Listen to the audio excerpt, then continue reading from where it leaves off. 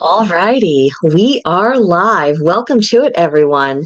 This is episode 2 of the American Paganism and Witchcraft podcast. We are ancient roots sinking into the new world, and today we are going to concentrate on finding our bearings. And I have divided this up into 3 different sections for us to focus on today. The first one is going to be the Earth's root chakra and us, and how that relates to our practice here. This section 2 is the astrological new year, which is today, the day of the Aryan, and the American pagan calendar.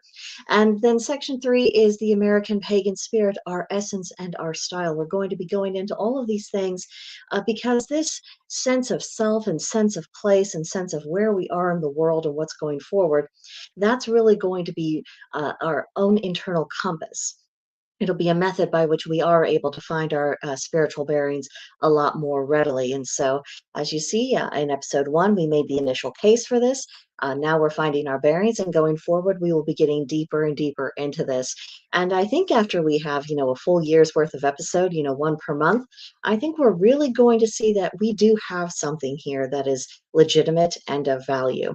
So after each section, there's going to be a little pause for Q&A, discussion, commentary, other issues that are coming into your mind that were inspired by the initial discussion. So I will be going back and forth for that. So without further ado, let's actually get into it. So, section 1, the Earth's root chakra and us. Now, I take it for granted that the overwhelming majority of people who follow this channel are more than familiar with what a chakra is, but just in case there's any newcomers out there, we will briefly define it. Essentially, what a chakra is a spinning energy center. This is found both in individuals, people, and on the Earth itself. Every chakra has a function, just like our internal organs have specific functions. And then attached to these chakras are meridians. Now, the concept of meridians comes from Chinese medicine. And these energy meridians, they are akin to the body's circulatory or our nervous system. And what it does, it delivers stimuli and energy into the chakras themselves. And then we have the concept of auras. Auras are essentially the energy equivalent of our physical skin. And just as our skin covers over our body, an aura covers the person's energy system. So all of these components together comprise a person's energy system, and the earth itself has a parallel energy system that governs the ebb and flow and the health of the entire planet's energy. And this, of course, is also reflected in the character of the people who are in closest proximity to particular earth chakras. So that's your crash course there. Moving on, let's talk about the root chakra itself and exactly what its function is. Now, in an individual, the root chakra deals with physicality, their security, their sense of stability. It is the foundation for their physical and their mental health. It relates to the skeletal system, the kidney, the colon, adrenal glands, bladder, and arterial blood flow, your major arteries. It deals with our survival instincts, our sense of safety, our ability to ground our energy, and it also maintains the connection between spirit and body. Now, for the Earth, you see how these are very similar corollaries and parallels.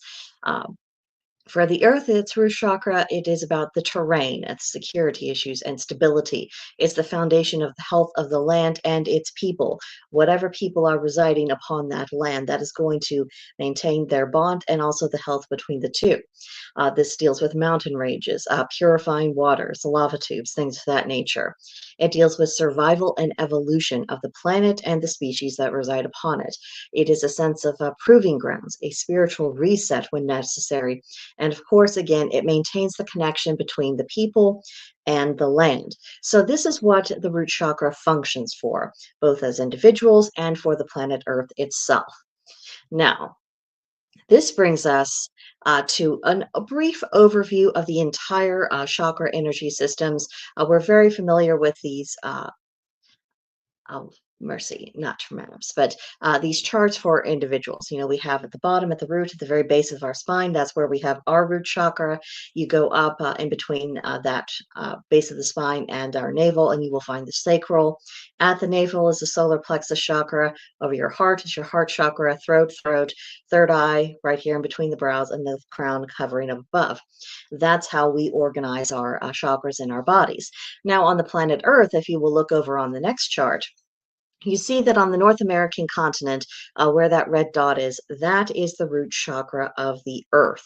Then you go down to South America, that's where you'll find the sacral chakra. The solar plexus chakra for the earth is over in Australia. The heart chakra is over Glastonbury and Shaftesbury in England. Your throat chakra for the earth is over the Great Pyramid and the Sphinx and the Mountain Olives. Then you go back up to Glastonbury and Shaftesbury to find the third eye. Now, the third eye earth chakra is not fixed. It will move around, but for the present, it's over the same as the heart chakra. And then finally, the crown chakra for the earth is over Mount Calais in Tibet. And you'll notice you have these wavy lines that go through these various chakras. These represent the primary arteries of energy for the earth chakras, how it delivers them. And one is considered to be the great male dragon because it is more projective energy, and the other is the great female dragon, which has more receptive energy. And you'll see that the male and the female intersect over the sacral chakra in South America. So now that just gives you a general overview of how things are. But today we are going to be focusing in on the root chakra because that's the only one on our continent. And because of that, we're going to be primarily affected by it. So it is the only planetary chakra on the North American continent. It is located out to Mount Shasta, California.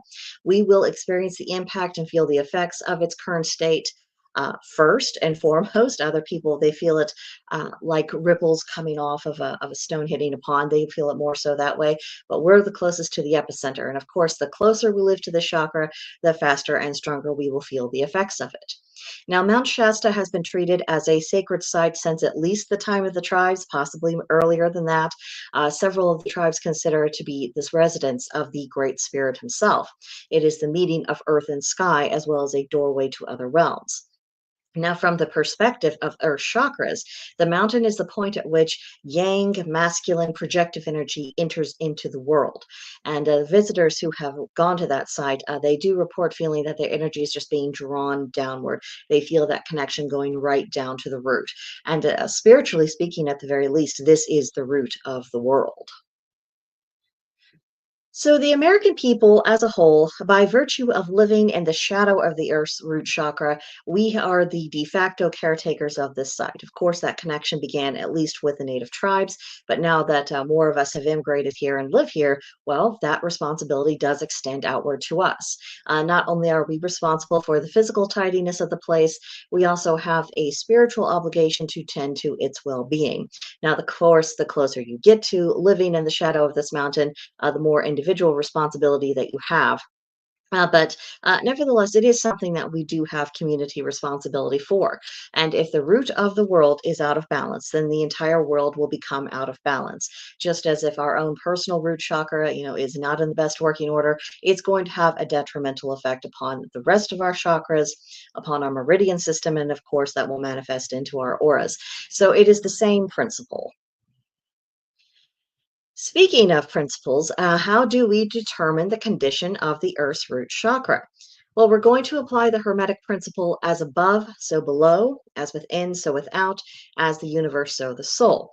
So we're going to be examining the characteristics of an underactive, overactive, blocked, and balanced root chakra in humans, and then consider the general state of people within our society and how they are reflecting the influence of the Earth's root chakra in its present state of being.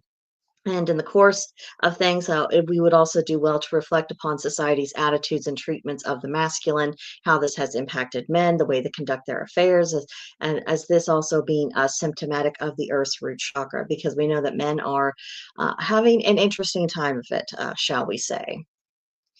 So let's look at some of the symptoms. I found a handy dandy chart for us on Pinterest. Now, I want to look at the balanced first. Balanced root chakra is a sense of being feeling safe and protected, feeling supported by and having faith in the universe, enjoying being outside, feeling connected to the body, setting boundaries with ease to honor and protect oneself, and enjoying the physical world. That's how we know a chakra is balanced if it's the root chakra as an individual. Now, we think about individuals, and the people in this state. They're not as plentiful as one might wish, and because they're not as many people in this condition as we would like, that probably is an indication that the earth's root chakra is a bit out of order, to say the least. So let's look at the set of symptoms for the underactive root chakra. It's a sense of being disconnected from nature and craving being outdoors, not just enjoying, but actually craving it. Feeling anxious, flighty, or spacey, having trouble sleeping because of a racing mind, being unable to focus, and having lots of unfinished tasks, and feeling disconnected from the body. So I'm sure we can think of plenty of people who are in that particular state. They resemble that list of symptoms, checking this box and that box. We know who they are. A lot of us might have experienced that ourselves. Now, the symptoms for an overactive chakra: feelings of lack, of missing out, having hoarding money and objects, feeling scared and anxious about not having enough, overeating, feeling angry. We can also think of many people, both in our own lives and people who we can observe in broader society, who are exhibiting these symptoms, who are very concerned about all of these things and have an intense and enduring sense of not, inadequacy is not quite the right word, but certainly a vulnerability, I think, is would be fitting. Now let's look at the blocked. The symptoms of a blocked root chakra are feeling tired and lethargic, experiencing digestive issues, having aches and pains in the lower body and lower limbs, not knowing where their life is going or what their purpose is, experiencing insomnia or excessive sleeping. And again, we can probably point to a lot of people in our society who are exhibiting these symptoms of a blocked root chakra. So, based on the state of the American people who have varying degrees of these imbalances, what can we suppose about the Earth's root chakra? I think this is an indication that there's a significant fluctuation and instability within the chakra itself, that we are trending towards the unhealthy, with people having a growing awareness that something is wrong, but they can't quite put their finger on it because this sort of problem is probably outside the worldview of many, many Americans. So if they don't know the cause of what the difficulty is, they're not going to be able to address it. And they're not even going to be able to effectively deal with their symptoms because they're not looking at it from that perspective. And another unfortunate downstream effect is that our lack of groundedness as a people and as a nation, that does have a detrimental effect upon peoples of other nations. And this manifests in a variety of different ways. Uh, the fact that we're not sure where we are, who we are, what we're doing, what's right, what's wrong for us, that is really throwing a lot of things out of balance. So it's a significant problem. And that brings us to the question of, well, what can American pagans do about it? We're talking about an earth root chakra, and most of us have enough to do keeping our own personal root chakras healthy. So as individuals, we can work to ensure that our personal root actually is healthy. If we are healthy, that means we are not going to be giving energy to the larger planetary imbalance and not continuing to feed that imbalance. That is in and of itself a helpful thing to do. Now, as a people, as more of a group effort, we can participate in larger efforts to sort out the nation. Americans are consumed with issues relating to who we are, what we are, why we are, where are we going, and how our melting pot is going to work, or if it will work. And I want to say it really is an if. The divide that we see in our country, it isn't just the business as usual run of the mill politics. It isn't even just questions of religious ideologies or anything of that. It isn't even just questions of ethnicity and race, which all of those things, they can be big problems in and of themselves. But the biggest issue is that you have growing numbers of people in different segments of societies who do not view one another as countrymen. They do not consider themselves as being on the same team. And that is the kind of division that is really putting the entire American experiment at risk and in doubt. But instead of shying away from the big, scary questions of our day, we can choose to courageously lean into these matters and get to the bottom of them and sort them out. I mean, the more it's neglected or the more we try to evade it, the worse it's going to get. And that's not just for us, but that's for everyone. So it is healthy that there are attempts to address the larger questions and to think about how things actually function, and that we have a role to play. I know we're not, the biggest religious group in the country by any stretch of the imagination, but it is up to us to play our part, and we should. So, one way to do this is by focusing on the practicalities of life. The root chakra is all about the practical, the physical. Does it work or does it not? And if something doesn't, whether it's a method of doing things or an idea or a belief or whatever it is, that is something to abandon and then focus on ideas and practices that actually do function and serve a genuine purpose and lay the groundwork for human thriving. If it's not doing that, we do need to question about why are we holding this idea or this practice in such high esteem if its result is not human thriving. I think that's a good ruler that we can measure by. And then pursue excellence. I mean, if you follow the daily forecast, when I was going through the Celtic triads on a daily basis, you know how often the word excellence came up in those triads. So excellence and the pursuit of it has always been a pagan impulse. So whatever you are doing and whatever arena you are doing it, strive to do the best job you possibly can and be open to ways that you can improve. And again, this ties into the focusing on functionality and improving the ebb and flow of things so that they actually function. That helps stabilize the root chakra, both for ourselves and by extension, the earth's root chakra. Another thing for us to remember is that nature always wins. 100% of the time. So we should not invest ourselves into any ideas or modes of being or philosophies that go contrary to nature's flow, and that includes human nature. Now, I know in some segments of the population, human beings are treated as lesser, as parasitical, as something that's outside and contrary and detrimental to the natural order, but that simply isn't true. We are part of the natural order on this planet. And so we need to be coming to peace with our own human nature and thinking about what our job is within that grander scheme of things, and then go forward and fulfill that role. We also should be prioritizing spirituality. Interest in spirituality has really been skyrocketing since the COVID era, and that should come as a surprise to no one. That experience rattled pretty much everyone. And, uh, and so people have been returning to various forms of spirituality, and that includes people returning to the gods of their ancestors.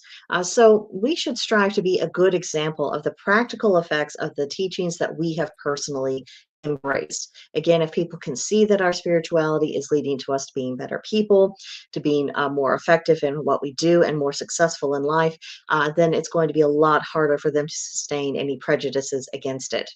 And this trend of reintroducing spirituality to life, I think that has been reinforced through more and more people experimenting with the effects of certain mushrooms and psychedelics. Just the other day, I was watching a podcast of a former Jehovah's Witness. I tune into those from time to time because I was raised in that cult. Um, and he had over the Christmas and New Year's, he had done a little something with mushrooms, and he was very much altered. The way he was presenting himself, the way he carried himself, the way he was speaking, the way he expressed himself. There's a very clear distinction between how he was before and how he was afterwards. He went from essentially being an agnostic atheist, and now he says he's flirting with the label of agnostic deist. So that's just what one particular encounter had an effect upon him.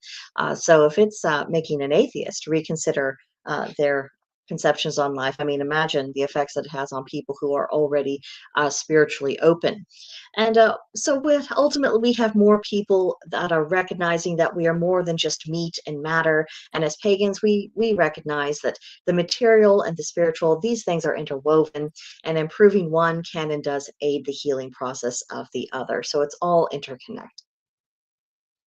We should also strengthen our own foundation. That's what the root chakra is all about for both the earth and for ourselves. And when you think about it, there's not a single trouble we are ever plagued with, whether on the personal or on the grand scale, that doesn't originate from a crack in the foundation, whether it's a crack in the foundation of our ideologies or our personal practices or our health, or whatever the foundation is. You're going to have a trouble, and it's going to be traceable right back to something that wasn't quite right about the foundation. So, how do we fix these cracks? Well, first of all, by deciding what should and should not be part of the foundation. And that involves discarding things that don't align and embracing the things that actually do. And of course, again, remember, it's reality that's the litmus test, not any particular ideology or way of practicing it. Reality is our testing ground. And so, tending to the foundation of our ideas and the way we live and how we interact with others, our relationship to the land and with the gods, all serves the greater purpose of aiding and healing the process of the country itself and the earth's root chakra. So let's talk about a few techniques because it always helps to have specifics. Grounding meditations are a huge thing. Gardening and physical labor. Walking barefoot outdoors. That has helped many a person. If you do yoga, things like the mountain pose, the warrior pose, the squat pose, that will all help improve the state of the root chakra. For colors, if you are wanting to activate the root chakra, you wear red. If you're wanting to balance it, particularly if you personally have an overactive root chakra, then you would wear black. Eating red meat, red vegetables, red fruits, listening to or playing root chakra music, doing root chakra affirmations of I am rooted and secure, nature knows what it's doing, my needs are provided for, and things like mud masks or mud baths. And these are just a few of the ideas for people to really get started with. And of course, you do this over a period of time, say 30 days, you are going to see a difference between your before and after. And of course, ultimately, as people do sort themselves out a little bit more, we will gradually see an improvement in the Earth's root chakra because we'll be seeing an improvement in the people themselves. So it does matter. Our individual actions, they do matter on the grander scheme of things. So that takes us to the end of section 1, and now it's time for your own personal questions, observations, and commentary.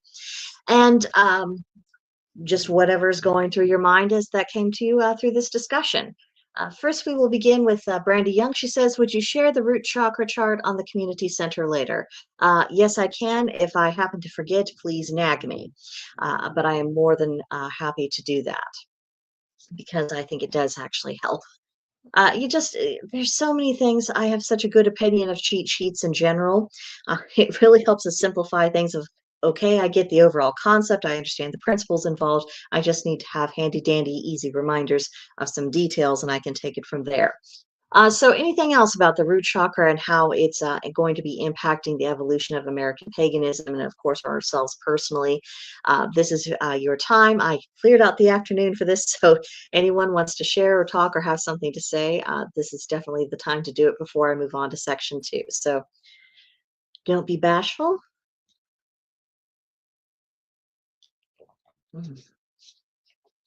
All righty.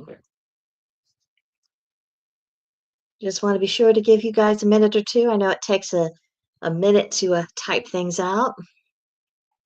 Brandy Young, your cheat sheets are so very handy, very appreciated. You're more than welcome. And honestly, I find a lot of really useful cheat sheets on Pinterest as well. It's a really good resource for me. And of course, I try to make some things originally for you guys as well. But I'm a big believer in them. I definitely am. Okay. All right. So I guess we will move on to section 2. We're going to talk about the astrological new year. Which is, of course, today, because the Western astrological new year begins when the sun enters the sign of Aries. That is the first sign of the Western zodiac. And this coincides with the vernal equinox, the pagan holy day of Ostara, or as I've started to refer to it on this channel, the Feast of Planting, because at this time life is resurging, the sunlight is regaining ascendancy over the dark nighttime hours. Everything is fresh and renewed. Depending on where you live in the Northern Hemisphere, this moment might be a little bit more subdued and nuanced, or it might be an absolute explosion of life. It depends on how far north or south you happen to be living and how the weather is treating you in any particular year. But either way, the cycle is restarting, and that's reflected in the energy in the environment, and it's manifested into the physical world as well as within ourselves, which is why this day is such a big day. So let's talk a little bit about the soul of the sign of Aries. Its identity is I am. It is all about the essence of what someone is and what is motivating them.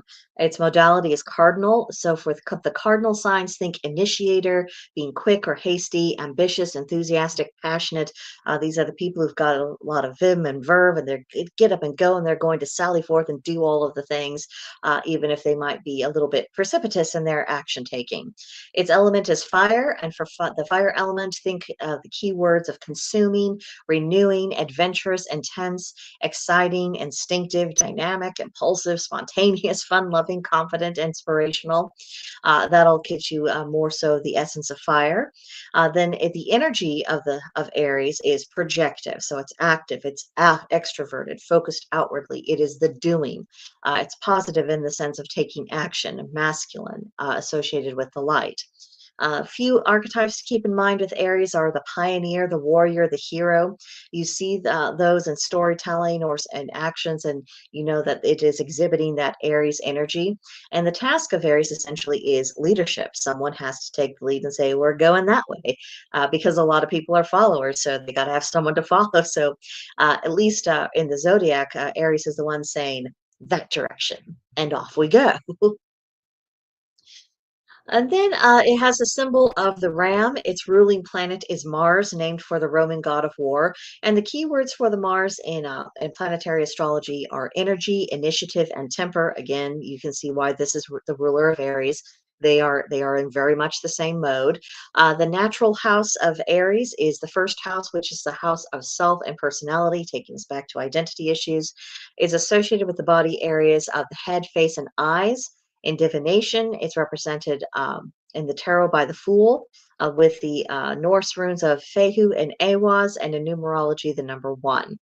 Tied with the chakras of the root, the solar plexus, and the third eye. So again, even our astrological New Year is tying us in with the Earth chakra of the root chakra, and the colors are reds, oranges, yellows, pinks, spring green, and white. In your face, vibrant, burning, refreshing. Those are the colors you look for Aries. So that brings us to Aries season now that we have a sense of who and what Aries is. This is a time of year that's about getting up, moving around, seizing the day. We're not contemplating and waiting and hoping. It's like, no, I've got projects to do. I have things to accomplish. I'm going to get out there. I've got to check off the to-do list. It is the season to act with great confidence, to begin new projects, try out new things. It's freshness and vitality and hope. That's the spirit of the season. And honestly, it is the spirit of this podcast to encourage the evolution of American paganism. And arguably, I would think that Aries energy is even representative of the spirit of America itself as a whole. And one of the beautiful effects of Aries energy is that it will bestow enough energy on people so that they have enough get up and go to last them throughout the entirety of the year. So it is the season of birth and rebirth in that sense. That brings us to the calendar issue, and we are inundated with calendars. We have, the calendar that's in common use, and we have the various calendars we've inherited from previous pagan societies. It's a lot. It's a lot to reconcile. So the question is, what spiritual calendar is the most suitable for us as American pagans and witches? Now, seeing how we are spoiled for choice, the task of narrowing down the known options, that is a bit daunting. So I want to recognize and acknowledge that. The further challenge is to embrace a calendar that has universal relevance for all American pagans and witches, regardless of the details of their path, no matter what particular deities they work with, or if they work with deities at all, what animal totems they work with, how they carry out their affairs. It needs to have some relevance for everyone concerned. And I think it's also desirable for any calendar that we ultimately embrace for it to be a continuation of established traditions. So I'm going to make the case in favor of the Western astrological calendar. The ideas and peoples that formed America were, by and large, Western, and American pagans are, again, by and large, spiritually and genetically descended from the entire Western pagan and occult tradition. So it does seem natural for us to gravitate towards the Western concept of astrology and its calendar. It also seems sensible, at least to me, to ground the calendar in something that is tangible and familiar. The star constellations, that's something we can objectively observe. And most American pagans have at least a passing familiarity with what they are and what they mean. And this astrological calendar has a long history and tradition. It also has the advantage of marking time in a consistent and grounded in reality way. We know when the sun is in particular constellations. We can observe that. Anyone can. And we can observe that without imposing the need for anyone to change their opinions about astrology itself, thus serving just the practical need to mark the times and the seasons. There's copious symbolism and research associated with this calendar for those who do incorporate it into their spirituality and worldview. So, in other words, we can all use this calendar without anyone needing to change their opinions about anything, which, yay, we can have something in common without anyone changing their minds. Huge win. The constellations, they exist regardless of our opinions regarding their significance or lack thereof. The concept is very familiar. It's a continuation of the Western tradition. So, again, yay. This definitely seems like a win to me. And I'll be interested after the end of this section about whether or not any of you think this is also a win for perhaps us more broadly.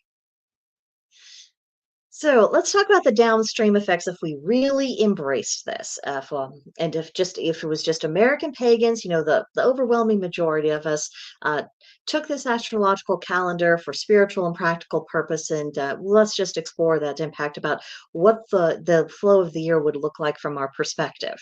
So we would begin with the month of Aries, start of the new year, time of birth and rebirth, has our vernal equinox, the star of the feast of planting. Everything is getting up and going from there. Then our second month would be Taurus. Agriculture goes into full swing. We then have Beltane halfway through, or otherwise, as I would call it, the feast of life. So everything's moving along. Then we have Gemini, the final part of spring and the planting season. Then we go on to the month of Cancer. That has the summer solstice. That's where it begins, otherwise known as midsummer, Letha, feast of summer. Choose your term. It's also a period of agricultural gestation. We have concluded the planting and now we're waiting for things to actually mature and come into fruition.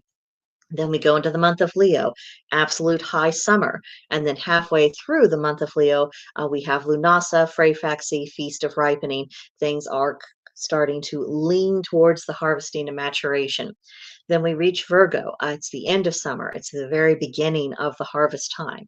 Then we go on to the month of Libra. It's the halfway point of the astrological year. It's a time of balance. We have the autumnal equinox, Mabon, the feast of harvesting. Things are starting to, they've come into being, and they will then afterwards start to fade. That takes us to the month of Scorpio, the absolute final part of the harvest. And halfway through the month of Scorpio, there's Samhain, winter nights, feast of death. Things have come to a conclusion in the physical realm.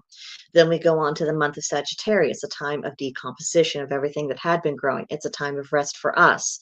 Then we have the month of Capricorn. It begins with the winter solstice, Yule, the feast of winter, and it's taking us into this quieter mode of being.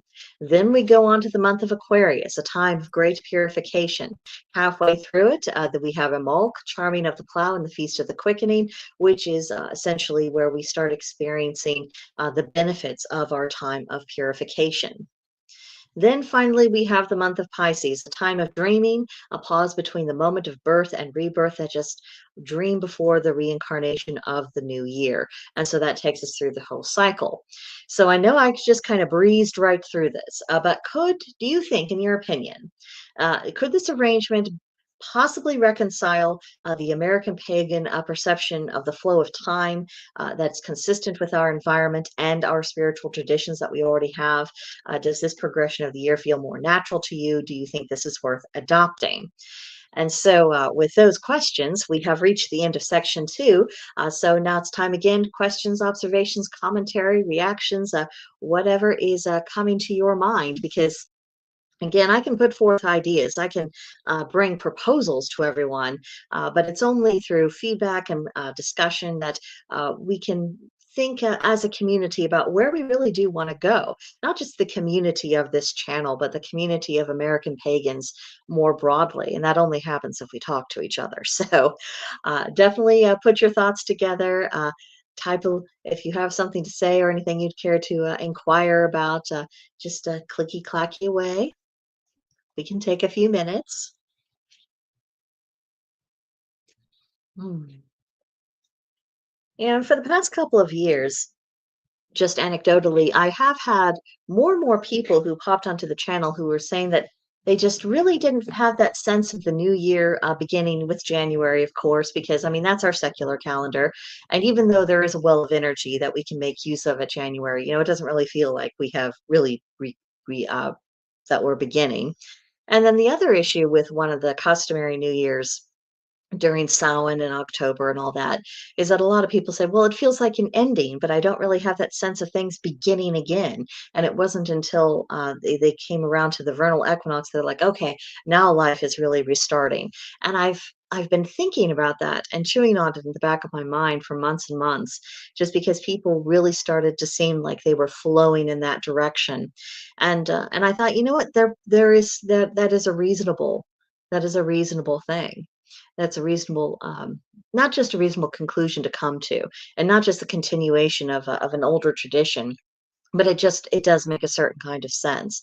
And so, you know what, maybe we would be better off if we started treating that, as our new year and saying, okay, this is really the demarcation point where things really start getting going.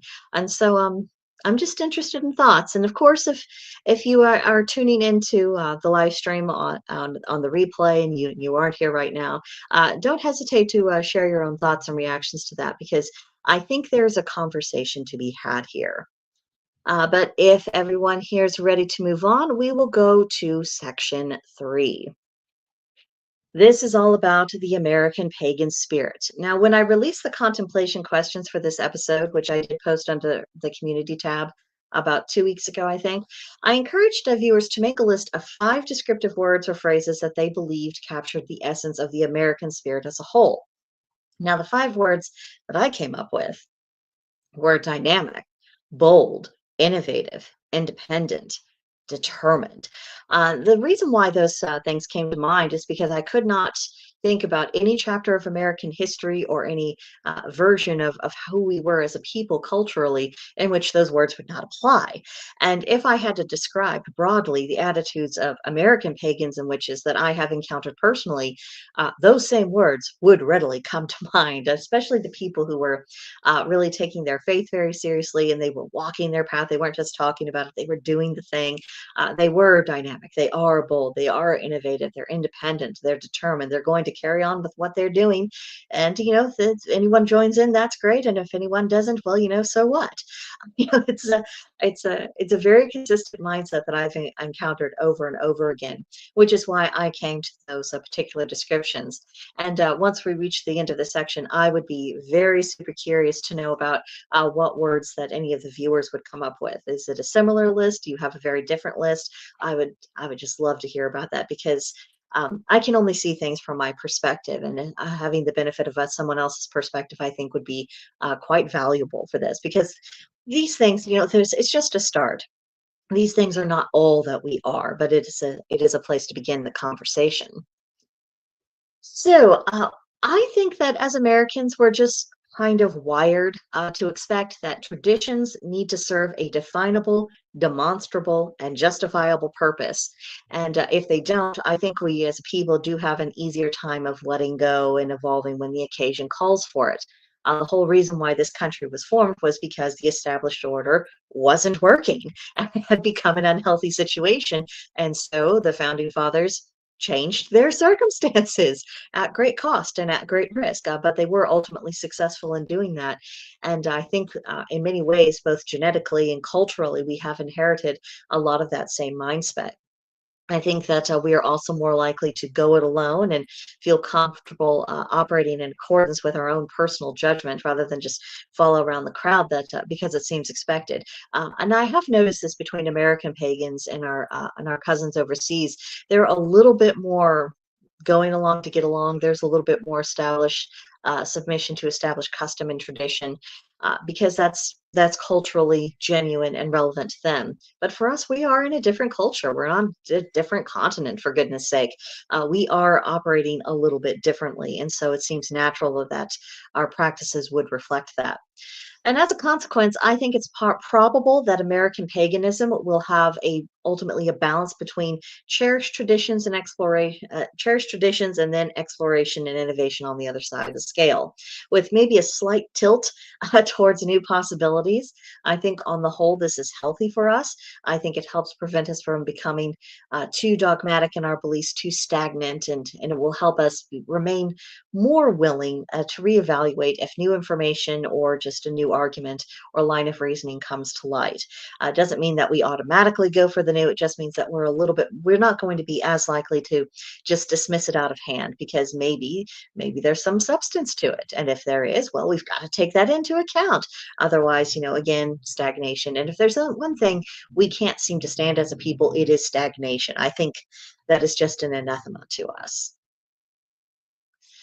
So this brings us to our style of ceremony. And of course, you might be thinking, what do you mean style of ceremony, Brigantia? There is no defined, decreed style of ceremony. And you are right. American pagan rituals, sometimes they're very formal, sometimes they're not. Sometimes they were very carefully pre-planned down to the last little detail, and other times it was very spontaneous. Sometimes they are conducted with specific tools, other times with no tools at all, or just what nature happens to provide in the moment and in the place where they are. Sometimes we do ritual indoors, sometimes we do it outdoors. Overall, our style is flexibility. That is what it is. It can be tailored to the needs of the situation and the individuals involved, because again, we're wanting everything that we do to serve an actual purpose. And I don't think this is necessarily something that we're always consciously aware of in the moment. It's just that is the environment that we have been steeped in. We are not a static people. And therefore, any thought of, well, there's only one right way to do things, that just isn't something that really exists in our minds. I think our greatest concern is coming to ritual with sincerity of heart. And because if we're not sincere in our worship, I really don't know what we're doing. I mean, that goes for any religion anywhere. At the very least, people should be sincere.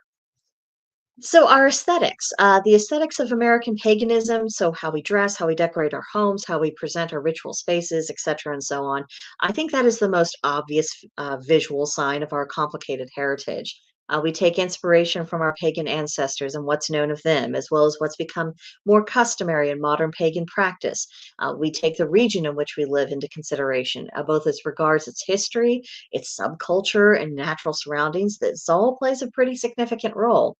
The result of all of these ingredients in going into our collective cauldron, I think it has had varying degrees of success, both as conveying an American pagan spirit and as regard to an aesthetically pleasing result. I don't think that we have quite settled on the recipe for that particular stew. We will, give us a few hundred years. I think there will be something that is a bit more commonly recognizable, but we're not there yet. So I see us in a state of experimentation. Then for our feasting. Now, if you were just to envision a large American gathering, doesn't matter what it is, you've got a bunch of people together and we're going to eat. What style of cooking and cuisine immediately comes to your mind? Now, I think this is going to be very regional specific. If you were in a coastal area, maybe something involving fresh seafood is, your first thought. But if you were in the South or the Midwest, you may be grilling and barbecue. These are traditions of very long standing. There's great rivalry between three main traditions. Now you have your North Carolina, you have your Texas, and you have Kansas City. Now, as a Missouri native who was raised about half an hour outside of Kansas City, Missouri, I am here to tell you that Kansas City is indisputably the best form of barbecue. However, I understand that both North Carolina and Texas will fight me, and all I can say is bring it.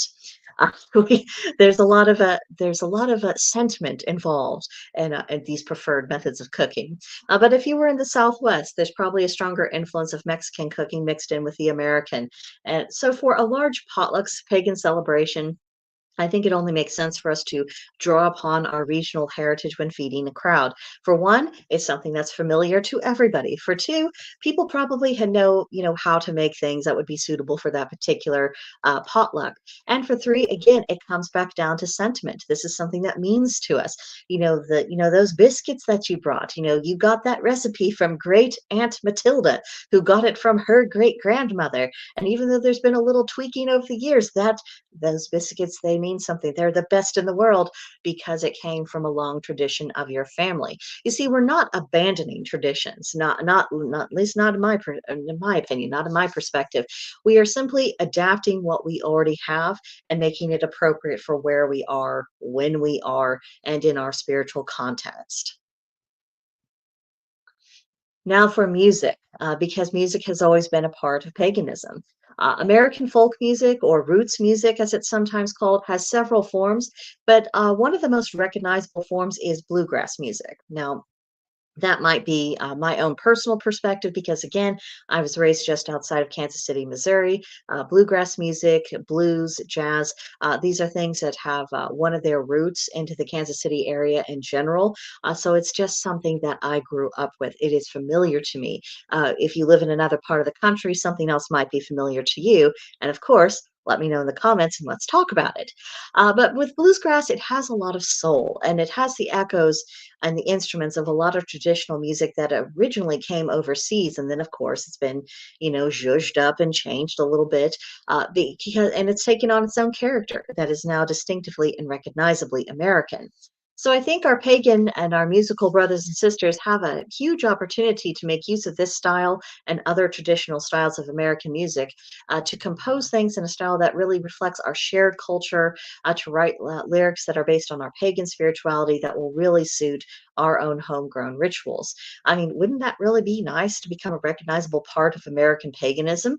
I have met a few people who are actively working on that, and and I hope they will continue, and I hope others will join them in that because it would be nice for us to forge this tradition. I am not a musician, so this is outside my scope of practice, my capabilities, but I know others out there, this is what they do.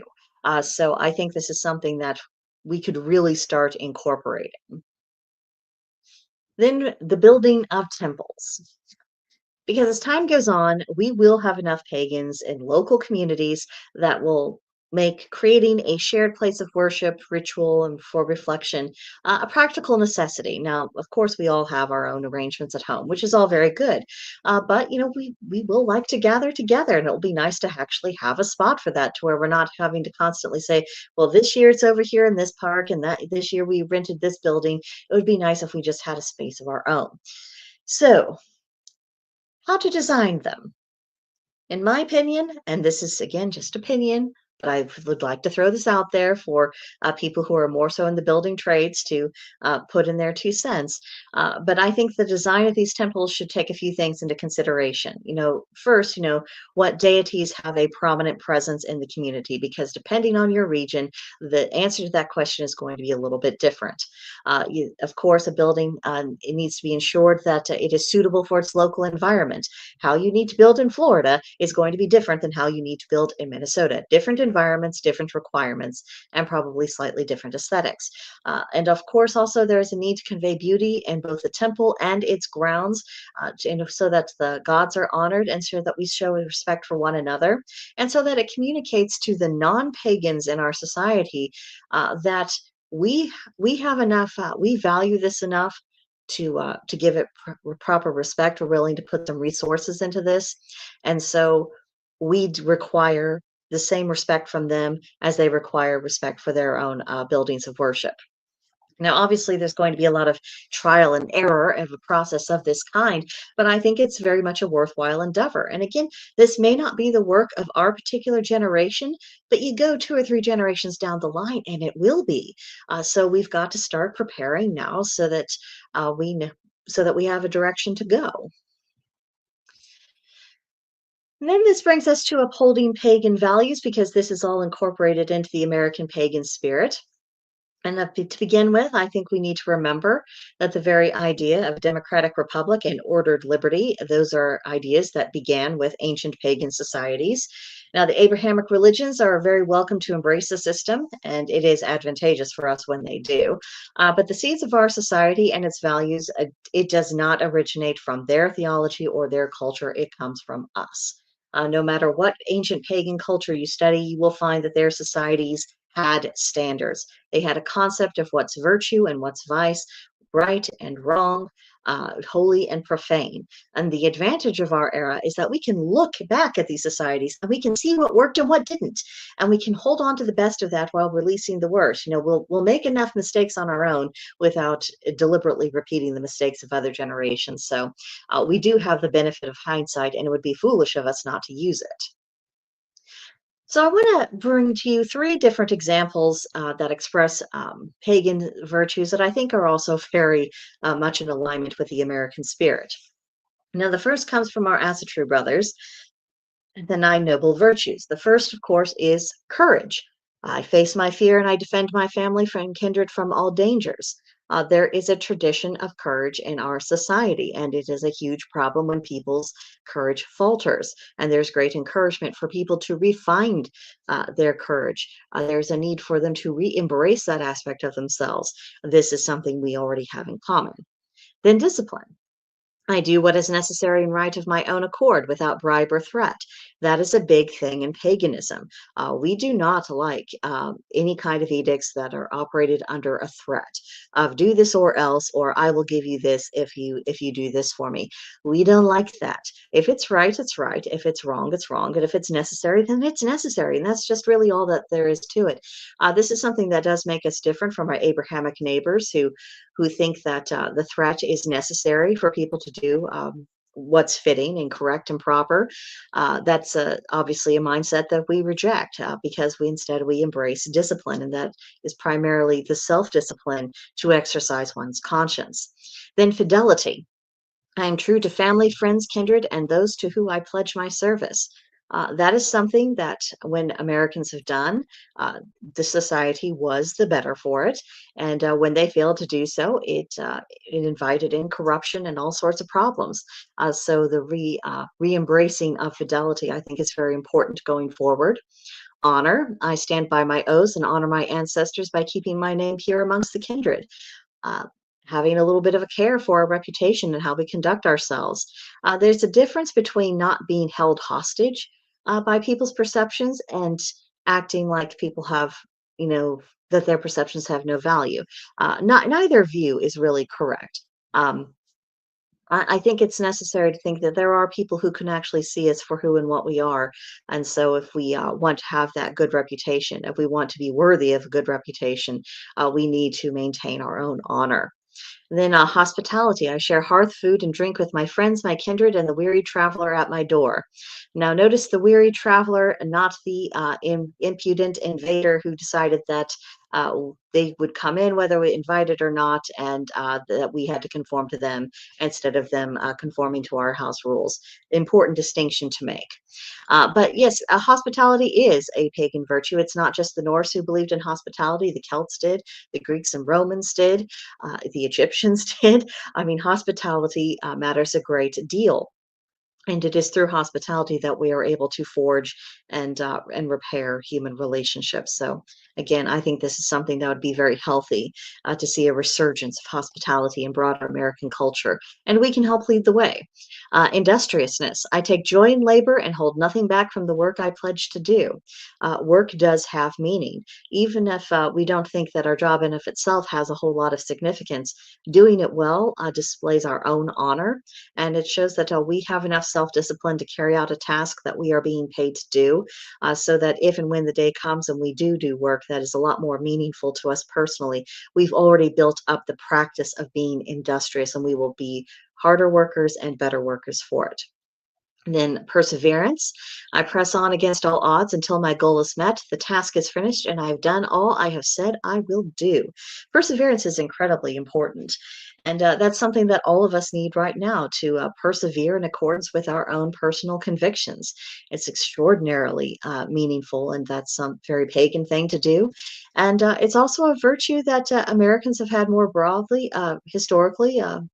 of persevering until they had accomplished a particular goal. Now, of course, not all the goals they accomplished were necessarily laudable. However, perseverance is a necessary quality to have, as is self-reliance. Of I learn skills and grow strong so that I may earn my way into the world and be no burden to others. I think we have been inundated with so many doctrines of helplessness, of you can't help it, they can't help it, nothing can be done, you have no power, that it has created people who are a burden to others. They've created people who are a burden to themselves. It has created a weariness of life amongst people. Whereas a little bit of self-reliance saying you can learn this, you can do this, you can be strong, you can be better than what you have been, that is something that would actually be inspirational for people. And again, I think maybe it is up for us to actually lead the way on that. And then truth. I seek the truth even when it may be a hard truth. I speak true words or stand in silence, and I defend the truth from those who do not honor it. That's a big one right there.